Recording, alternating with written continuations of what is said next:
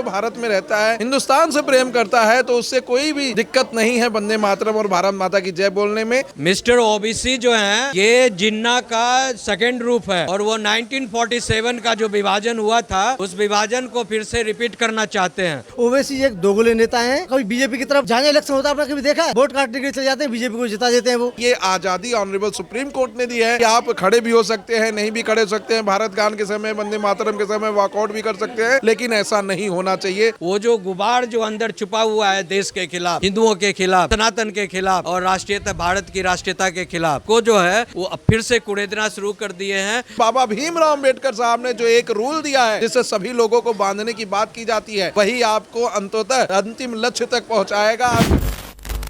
नमस्कार, आप देख रहे हैं वो न्यूज़ और मैं हूं आपके साथ ईशा शर्मा। दरअसल तेलंगाना विधानसभा में एक ऐसा कृत्य हुआ जिसके बाद राजनीतिक स्तर पर काफ़ी ज़्यादा सवाल खड़े हो रहे हैं और साथ ही AIMIM जो असदुद्दीन ओवैसी की पार्टी उनके ऊपर भी लेकर सवाल खड़े हो रहे हैं। दरअसल तेलंगाना विधानसभा में AIMIM के विधायक बैठे हुए थे और भी लोग बैठे हुए थे, लेकिन वहाँ पे जब वंदे मातरम का गीत शुरू होता है तो उनके पार्टी कार्यकर्ता वॉक ऑफ कर जाते हैं, जिसके बाद काफ़ी माहौल जो है गर्मा जाता है। काफ़ी विवाद हो रहे हैं कि ओवैसी और ओवैसी कर्ता को वंदे भारत बोलने में तकलीफ होती है। जब वंदे भारत गीत चलता है तो वहाँ से वो सुनते भी नहीं और वॉक ऑफ कर जाते हैं। ऐसे तमाम सवाल खड़े हो रहे हैं। इसी के साथ मेरे साथ बातचीत करने के लिए सुप्रीम कोर्ट के वरिष्ठ वकील मौजूद हैं। उनसे बातचीत करते हैं कि वो इस पूरे मामले को किस तरीके से देखते हैं। देखिए, ऐसे तमाम लोग भारत के विरोध में ही हैं और मैं एक बात साफ करना चाहता हूं कि वंदे मातरम कोई धार्मिक गीत नहीं है। ये देश की एकता के लिए लिखा गया था और जिस समय हम लोग कॉलोनियल स्टेट से गुजर रहे थे, जब यहाँ पे बाहरी लोगों का शासन था, तो उस समय सभी धर्मों को एक करने के लिए, सभी जातियों को एक करने के लिए, एक धागे में पिरोने के लिए ऐसा गाना लिखा गया था। और हमारा दुर्भाग्य था कि जब ये गाना लिखा गया था और जब इसके 50वें वर्ष हुए थे तब भी हम गुलाम ही थे। तो ये वर्ष था 2025 जब हम 100 वर्ष पूरा किए हैं और इसके लिए हम लोग सेलिब्रेट कर रहे थे। अभी ministry of external home affairs और मिनिस्ट्री ऑफ होम अफेयर्स ने इसके पूरे भाग को गाने के लिए बोला है और उस समय विधानसभा से उनके विधायकों का चले जाना कहीं ना कहीं पूरे हिंदुस्तानियों के दिल पे आहत करता है, क्योंकि अगर जो भारत में रहता है, हिंदुस्तान से प्रेम करता है, तो उससे कोई भी दिक्कत नहीं है वंदे मातरम और भारत माता की जय बोलने में।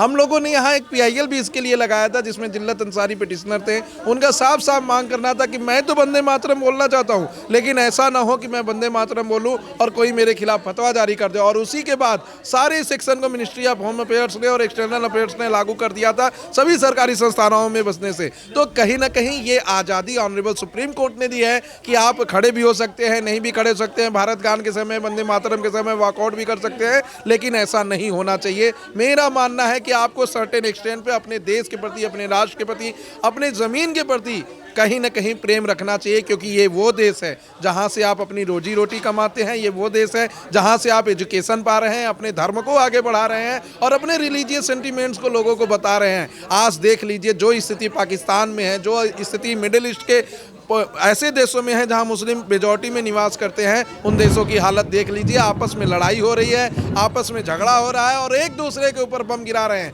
भारत ही एक ऐसा देश है जहां शांतिपूर्वक ईद मनाया जाएगा और सभी लोग अपने त्यौहार को सेलिब्रेट करेंगे। तो कहीं ना कहीं इन्हें ऐसा नहीं करना चाहिए था। सभी भारतीयों का दिल पे आहत हुई है और अगर ऐसा ही रहा, अगर इस देश से प्रेम नहीं है, तो मेरा एक सुझाव है ऐसे लोगों को कि ये लोग देश छोड़कर चले जाएं, किसी दूसरे देश में रहें। ओवैसी जी के बारे में क्या कहेंगे, क्योंकि उन्होंने अभी तक ये जो कृत्य हुआ है उसके ऊपर उन्होंने कोई बयान नहीं दिया है और उनके पार्टी कार्यकर्ताओं ने वंदे मातरम नहीं बोला, तो क्या मैसेज देना चाहते हैं अपने पार्टी से मुस्लिम समुदाय के लोगों को? देखिए, वंदे मातरम इस देश में रहते हैं, इस देश के संसाधन जितने भी हैं, राशन से लेके, नौकरी से लेके, खाने से लेके, पीने से लेके, जो भी है, और जो भारत की सभी सुख सुविधाएं यहाँ लेते हैं और भारतीय नागरिक भी बनते हैं, लेकिन वो शरीयत को और कुरान को वो फॉलो करते हैं। कि वंदे मातरम नहीं कहेंगे, जो सच्चाई है।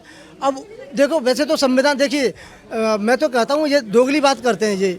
ये कहते हैं जब ये फंसते हैं, क्राइम करते हैं, तो कहते हैं हम संविधान को मानते हैं। जब जब कोई धर्म वाली बात होती है तो वो लोग संविधान को नहीं मानते हैं। तो लिहाजा इन्हें शरीयत के अनुसार यहाँ पे जो भी सुख सुविधाएं मिले या दंड विधान हो वो शरीयत के अनुसार होना चाहिए। और ये रहा ओवैसी जी का मैटर, आपको बताएं, ओवैसी एक दोगले नेता हैं। वो कभी बीजेपी की तरफ जाने इलेक्शन होता है, आपने कभी देखा है कि वोट काटने के लिए चले जाते हैं, बीजेपी को जिता देते हैं वो।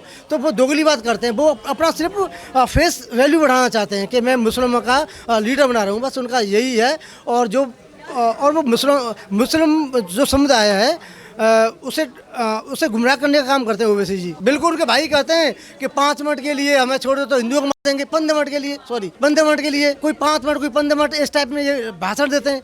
तो ये देश के गद्दार हैं और ऐसे नेताओं को तो मेरे हिसाब से ये पब्लिक गलत MP और वहाँ से निष्कासित कर देना चाहिए। संविधान में इनकी तो कोई जगह ही नहीं होनी चाहिए। ये जो संविधान का जो राइट है इन्हें हटा देना चाहिए। इनकी तो नागरिकता भी खत्म करनी चाहिए, क्योंकि देश को ये नीचे ले जाने वाले हैं, दंगा फसाद कराने वाले हैं, देश को तोड़ने वाले लोग हैं ये। और लगभग 20 से 23 करोड़ आज की देश में लगभग जो मुस्लिम कम्युनिटी है आज की डेट में है भारत में, उसको भड़काते हैं, कुछ मौलाना भड़काते हैं। तो ये सब ठीक नहीं है देश के लिए। आप किस तरीके से देखते हैं कि जब तेलंगाना विधानसभा में जब हमारा जो वंदे मातरम गीत शुरू हुआ तो ओवैसी की जो पार्टी है उनके विधायकों ने, कार्यकर्ताओं ने वॉक ऑफ कर दिया, तो इसको किस तरीके से देखिए मिस्टर ओबीसी जो हैं वो जिन्ना की याद दिला रहे हैं। मिस्टर जिन्ना थे, उन्होंने नेहरू के साथ मिलकर यही सवाल क्रिएट किया था कि वंदे मातरम की जो पूरे स्टांजा है उसको हम नहीं गाने देंगे इस देश में। उसके बाद जो है वंदे मातरम का एक शॉर्ट रूप जो है देश के सामने लाया गया। और तो ये मिस्टर ओबीसी जो हैं ये जिन्ना का सेकेंड रूप है। और वो 1947 का जो विभाजन हुआ था उस विभाजन को फिर से रिपीट करना चाहते हैं। वो पूरे भारत के मुसलमानों को जो है इस बात से उकसा रहे हैं कि आप भारत की जो संवैधानिक जो स्पिरिट है, राष्ट्रीयता की जो स्पिरिट है, जो देशगान की जो स्पिरिट है, देश के प्रति सम्मान और सौहार्दता की जो स्पिरिट है, देश जो एक सॉवरेन कंट्री है भारत, उसकी जो एक जो है मूल्य है वो तमाम मूल्यों को ठेस पर ना पहुंचाओ और ऐसे तमाम इशूज़ पर जो है अपना घृणा दिखाओ, असहमति दिखाओ, तब जो है एक इशू पैदा होगा। और आने वाले दिन में जो है हम कहेंगे कि हम जो है भारत के साथ नहीं चलना चाहते हैं, हमारी खान पान इबादत सारी चीज़ अलग है, देश से अलग है, हम इस तरह के लोगों के साथ नहीं रहना चाहते हैं। तो ये दूसरे देश के डिमांड के लिए ये सारी कार्रवाई इस तरह की सोच कर रहे हैं, सही है, सारी सोच रहे हैं। भारत जो है संविधान से चलेगा, रामायण से चलेगा, गीता से चलेगा, सरिया से चलेगा, कुरान से चलेगा, किससे चलेगा? देखिए, भारत संविधान से चलेगा और सरिया को मानने वाले लोग और किसी भी धर्म को ऊपर रखने वाले लोग इस देश के लिए सही नहीं है।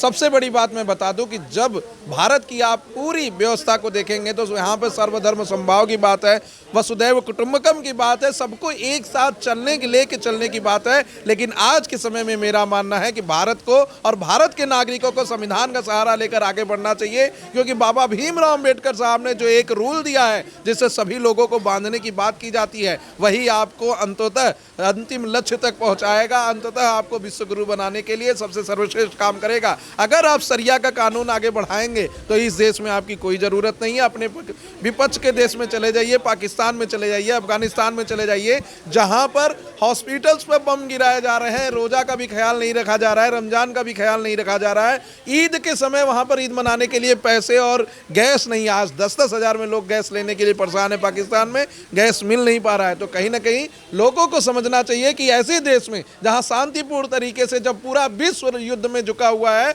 तो हमारा एक ऐसा देश है जो विश्व शांति की बात कर रहा है और बिना किसी युद्ध के आगे बढ़ रहा है। तो कहीं ना कहीं सबको मानना चाहिए कि इस देश के संविधान में विश्वास रखें, इस देश की मिट्टी में विश्वास रखें और अपना प्रेम किसी और देश के लिए नहीं, अपने देश के लिए दिखाएं और ज़रूरत पड़ने पर अपने देश के लिए खड़े रहें। और अगर ये नहीं करते हैं तो मेरा मानना है कि ऐसे लोगों को इस देश में रहने का कोई हक नहीं है, क्योंकि ये कभी भी बम बनकर कहीं भी फूट सकते हैं। देखिए, मैं इसको बता दूं, सबसे महत्वपूर्ण बात है कि ये जो ओबीसी फैमिली है, इन्होंने आज़ादी के पहले भी जो है एक रजाकार रूप में काम किया था। रजाकार का मतलब ये होता है कि जो लोग देश की संविधान की स्पिरिट में, देश के सॉवरेनिटी में, भारत की सॉवरेनिटी में इन्होंने बिलीव कभी नहीं किया। और ये हैदराबाद में उस समय चाहते थे कि भारत के साथ नहीं रहकर हम अपना अलग इंडिपेंडेंट नेशन बनाए या हम पाकिस्तान के साथ जाए। तो न तो ये पाकिस्तान के साथ जाने में सफल हो गए और न ये अपना इंडिपेंडेंट एक देश बनाने में सफल हुए। तो इनके अंदर जो इनके बाप दादे सभी जो है सब रजाकार थे, देश के विरोधी थे। तो इसीलिए ये जो है वो जो गुबार जो अंदर छुपा हुआ है देश के खिलाफ, हिंदुओं के खिलाफ, सनातन के खिलाफ और राष्ट्रीयता, भारत की राष्ट्रीयता के खिलाफ, वो उसको जो है वो अब फिर से कुरेदना शुरू कर दिए हैं और उस तरह से चाहते हैं कि इस व्यवस्था में। और दूसरा एक और जो मैंने आपको बताया कि ये जिन्ना के रूप के आए हैं और भारत के विभाजन के लिए सारा जो है सरगर्मी चलाया जा रहा है। तो मैं इंटेलिजेंस से, राव से और जितने भी होम मिनिस्टर से लेकर प्रधानमंत्री और राष्ट्रपति से ये कहूँगा, और जो इवन जो यहाँ को ये जो लोकसभा और राज्यसभा के जो अध्यक्ष हैं कि इसके इशू पर इस तरह की जो मनोदशा जो दिखाई जा रही है, जो राष्ट्रीय गान, राष्ट्रीय सिंबल का जो अपमान कर रहा है, स्पेशल कानून लाया जाए। और जो इस तरह का जो विधानसभा में, पार्लियामेंट में या कहीं भी जो वॉकआउट करते हैं, इसके विरोध में बोलते हैं, उनके तमाम लोगों की नागरिकता इमीडिएटली खत्म की जाए, एनल की जाए और इनको देश से निकालकर पाकिस्तान भेजा जाए। बिकॉज ये पाकिस्तान की भाषा बोल रहे हैं, समझे? इनको इमीडिएटली एक्शन लिया जाए। जो कृत्य तेलंगाना विधानसभा में देखा गया, वॉक ऑफ करा गया एमआईएम के विधायकों द्वारा, इसको आप किस तरीके से देखते हैं मुझे कमेंट बॉक्स में जरूर बताइएगा। अगली बार मैं फिर मिलूंगी आपसे, तब तक ले बने रहिए वो न्यूज़ के साथ। मैं यशस्वी शर्मा, धन्यवाद।